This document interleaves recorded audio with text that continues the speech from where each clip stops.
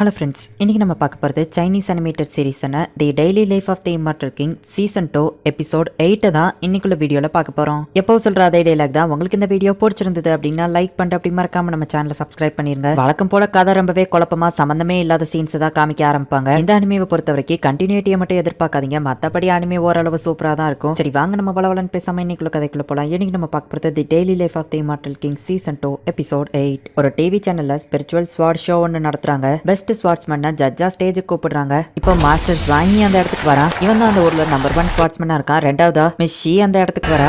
And finally 2 சின்ன பொண்ணுங்களும் ஜட்ஜா தான் வராங்க. அண்ட் அவங்க 2 பேருமே ட்வின்ஸும் கூட ஒன்னா சேர்ந்து தான் எப்போ ஸ்வாட்ஸ் ஃபைட் பண்ணுவாங்க. நாங்க இந்த ஷோவை ஒரு காம்படிஷனா பார்க்க வரல, ஜஸ்ட் என்ஜாய் பண்றதுக்காக தான் வந்திருக்கோம் அப்படின்னு சொல்லி அவங்க சொல்றாங்க. வியூவர்ஸ்க்கு இதுல ஒரு பிரைஸ் இருக்கு. ஃபோர்ட் ஸ்கைல போறதுக்கான 2 டிக்கெட் ஃப்ரீயா கொடுக்குறாங்க. இப்போ அந்த ஷோ ஸ்டார்ட் ஆக ஆரம்பிக்குது. ஃபர்ஸ்ட் எடுத்த உடனே நம்ம சன்ரங் தான் வரா. இந்த ஷோவை ஒரு டீமன் என்னமோ பண்ண போது அது வில்லத்தனமா சிரிக்குது. ஹாய், என்னோட பேரு சன்ரங், நான் ஃபேக்ஷன் 60ல படிக்கிறேன் அப்படின்னு சொல்லவும் ஃபேமிலி பேங்க்ரப்ட் ஆன பொண்ணு, நீ இன்னைக்கு இங்க என்ன பண்ண போற அப்படின்னு சொல்லி மிஷி கேட்கவும் ஸ்பிரிச்சுவல் போஷன் டான்ஸ் ஆட போறேன் அப்படின்னு சொல்றா. உங்க பெஸ்ட் பண்ணுங்க சன்ரங் அப்படின்னு சொல்லி மாஸ்டர் வாங்கி சொல்றான். இப்போ அவ வந்துட்டு பெர்ஃபார்மன்ஸ் ஆரம்பிக்கிறா. ஒரே ஒரு ஸ்குவாட்ல இருந்து அப்படியே நிறைய ஸ்குவாட கொண்டு வந்து அதை அப்படியே கண்ட்ரோல் பண்ணி டான்ஸ் ஆடுவோம். மிஷியை தவிர ஜட்ஜஸ்ல மத்த எல்லாருக்குமே அந்த டான்ஸ் ரொம்பவோ பிடிச்சிருக்கு. அந்த டீமன் ஏதோ வில்லத்தனமா பண்ணுவோம். அவ ஸ்வாட் கண்ட்ரோல் மிஸ் ஆகுது. நம்ம ஹீரோ அதை நோட்டீஸ் பண்றான். ஸ்வாட் எல்லாம் காணாம போய் திடீர்னு மேல இருந்து செம ஃபாஸ்டா வருது.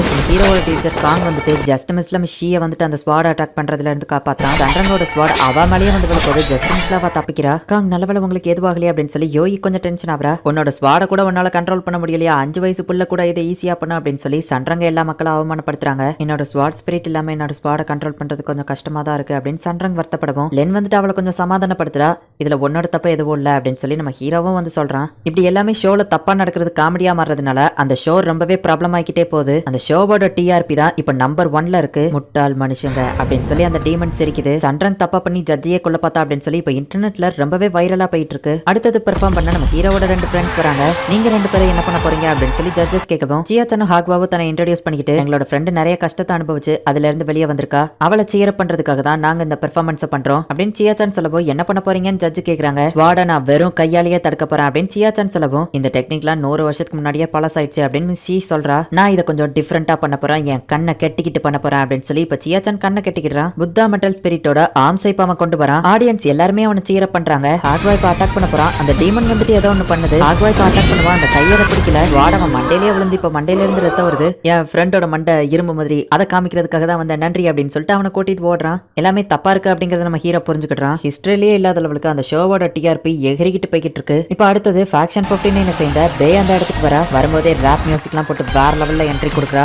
வர நேரத்துல இப்ப அவ நிறைய தௌசண்ட்ஸ் ஆஃப் ஸ்குவாட வந்து கண்ட்ரோல் பண்ணிட்டு இருக்கா. 1000 ஸ்குவாட்ஸ் கண்ட்ரோல் பண்றதுல அவளுக்கு ஒரு பெரிய விஷயமே இல்ல. அதுல ஒரு மைக்ரோ சிப் இருக்கு. காலத்துக்கு ஏத்த மாதிரி நம்மளும் மாறிக்கிடணும். சில பேர் என்னடான்னா நீ ஏன்ஷன்னு சொல்லிட்டு 10 ஸ்வாட கூட ஒழுங்கா கண்ட்ரோல் பண்ண தெரியல அப்படின்னு இன்டைரக்டா மிஷி வந்து சன்ரங்க பார்த்து சொல்றா. சியாச்சனுக்கு என்னாச்சு, அவன் உயிரோட தான் இருக்கானான்னு சன்ரங் கேட்கவும் ஆமா உயிரோட தான் இருக்கான், இவனுக்கு ஒன்னும் இல்ல டாக்டர் சொன்னாங்கன்னு ஹாக்வா சொல்றான். சியாச்சனும் எந்திரிச்சு ஒன்னும் இல்ல அப்படின்னு சொல்றான். இப்ப அடுத்தது பெர்ஃபார்மன்ஸ் பண்றதுக்கு லின் ஸ்டேஜுக்கு வரா. இவ்வளவு நேரம் நம்ம கூட தானே உட்காந்துருந்தா, இவ இப்ப அங்க போனா அப்படின்னு சொல்லி எல்லாரும் பாக்குறாங்க. கண்ணாடி இல்லாம லின் ரொம்பவே அழகா இருக்கிறாள் அப்படின்னு சொல்லி சன்ரங் நினைக்கிறா. இப்ப லின் வந்துட்டு ஒரு பாரம்பரியமான ஏன்ஷியன்ட் ஸ்பிரிச்சுவல் ஸ்வாட் டான்ஸ் ஆடுறா. அந்த டான்ஸும் பேக்ரவுண்ட் மியூசிக்கும் உண்மையிலேயே வேற லெவல்ல இருக்கும். ஆடியன்ஸ் எல்லாருமே அவளை சேர பண்ணிட்டு இருக்காங்க. லென்னோட பெர்ஃபார்மன்ஸும் ரொம்பவே சூப்பரா இருக்கு. இப்ப அப்படியே ஒரு மரத்தை வர வச்சு அவ அந்த மரத்தை வந்துட்டு அப்படியே டான்ஸ் மூலியமாவே ஏறிக்கிறா. லென்னோட பெர்ஃபார்மன்ஸ் வேற லெவல்ல இருக்கு அப்படின்னு சொல்லி ஆடியன்ஸ் எல்லாருமே பாக்குறாங்க. ஹியூமன் ஹிஸ்டரியிலேயே ரெக்கார்டு பிரேக் பண்ற மாதிரி ஒரே நேரத்துல நிறைய மக்கள் அந்த ஷோவை பாக்குறாங்க. இன்னும் கொஞ்சம் ஸ்பிரிச்சுவல் எனர்ஜி தான் எனக்கு தேவை அப்படின்னு சொல்லி அந்த டீமன் சொல்லுது. இப்ப அந்த டான்ஸ் அப்படியே கண்டினியூ பண்ணி அந்த நெருப்பு அணைக்க அவ ட்ரை பண்ணிட்டு இருக்கா. ஆனா அந்த நெருப்பு அணையவே இல்ல.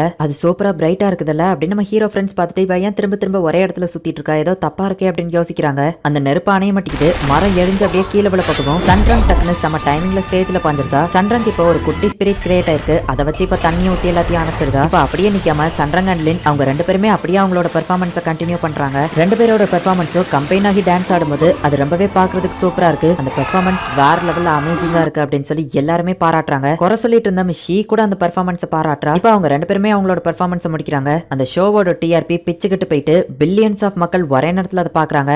பில்லியன்ஸ் பேர் இப்போ இதை பார்த்துட்டு இருக்காங்க. எனக்கு தேவையான ஸ்பிரிச்சுவல் எனர்ஜியை நான் கலெக்ட் பண்ணிட்டேன். இப்போ என்னால் அந்த மேஜிக்கை ஆக்டிவேட் பண்ண முடியும் அப்படின்னு சொல்லி அந்த டீமன் இப்போ ஸ்டேஜுக்கு வந்து அந்த ஸ்பெல்லை ஆக்டிவேட் பண்ணவுமே இப்போ அந்த ஸ்டேஜில் இருக்கிறவங்க எல்லாருமே அவனோட கண்ட்ரோலுக்கு வராங்க. ஈவன் அந்த டிவி ஷோவை பார்த்துட்டு இருந்தவங்க முதற்கொண்டு அப்படியே அவனோட கண்ட்ரோலுக்கு வராங்க. அந்த டீமன் வில்லத்தனமா சிரிச்சிட்டு இதுக்கப்புறம் என்ன யாராலையும் தடுக்க முடியாது, எல்லாருமே இப்போ என்னோட அல்டிமேட் கண்ட்ரோல்ல இருக்காங்க, பாவம் நான் பேசுறது உங்களுக்கு கேட்காது இல்ல அப்படின்னு அந்த டீமன் சொல்லவும், ஆமா யார் நீங்க அப்படின்னு சன்றாங் கேட்கறா. உங்களால எப்படி அசைய முடியுது, இந்த ஸ்பெல் உங்க மேல மட்டும் ஆக்டிவேட் ஆகலையா அப்படின்னு நம்ம யோசிக்கவும், நம்ம ஹீரோ அங்க வந்து நிக்கிறான். இதுக்கு வாய்ப்பே இல்ல, நீ இதுல இருந்து எப்படி தப்பிச்ச அப்படின்னு சொல்லி அவன் கேட்கறான். உன்னோட பிளானை நான் ஈஸியா கண்டுபிடிச்சு டார்கெட்டை 2 மீட்டருக்கு தள்ளி வச்சிட்டேன். உன்னோட கண்ட்ரோல்ல இப்ப யாரும் இல்ல, எல்லாருமே சன்ரங்கோட கண்ட்ரோல்ல தான் இருக்காங்க அப்படின்னு நம்ம ஹீரோ சொல்றான். எல்லாரோட தலைக்கு மேலேயுமே சன்ரங்கோட நேம் வருது. இல்ல நீ எப்படி என்னோட பிளான் எல்லாம் நாசமாக்கலாம் அப்படின்னு சொல்லி அந்த டீமன் கேட்கவும், மிஸ் சன்ரங்க தொடணும்னு நினைச்ச அவ்வளவுதான் அப்படின்னு சொல்லி அந்த மினி டிவி ஆங்கர் வந்துட்டு ஆர்ம்ஸ் அண்ட் மசில்ஸோட மாதிரி அவன் ஒரே பஞ்சு தான், அவன் ஸ்பேஸுக்கே போயிருந்தான். என்ன காப்பாத்தினதுக்கு தேங்க்ஸ் மினி டிவி அப்படின்னு சன்ரங் சொல்றான். ஏதோ தப்பா இருக்குன்னு நம்ம ஹீரோ புரிஞ்சுக்கிறான். சன்ரங் அதை கேன்சல் பண்ண பாக்குறா. ஆனா அது கேன்சலே ஆக மாட்டேங்குது. அவங்க யாருமே இப்ப அவங்களோட மைண்ட்லயே இல்ல, எல்லாரும் பிரெயின் இல்லாத பப்பட்ஸ் மாதிரி மாறிட்டாங்க அப்படின்னு சொல்றா. மக்கள் எல்லாருமே இப்ப சன்ரங்க பிடிக்கிறதுக்காக போறாங்க.